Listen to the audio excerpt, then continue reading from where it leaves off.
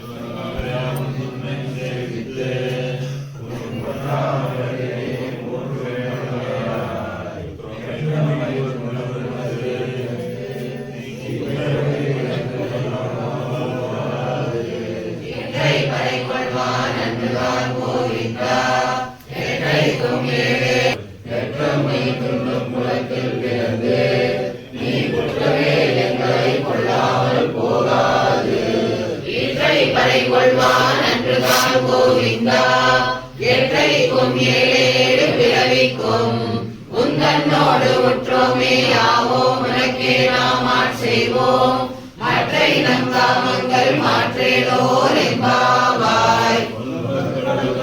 மாதவனை கேசவனை திங்கள் திருமுகத்து சென்றாய் சென்றிரைஞ்சி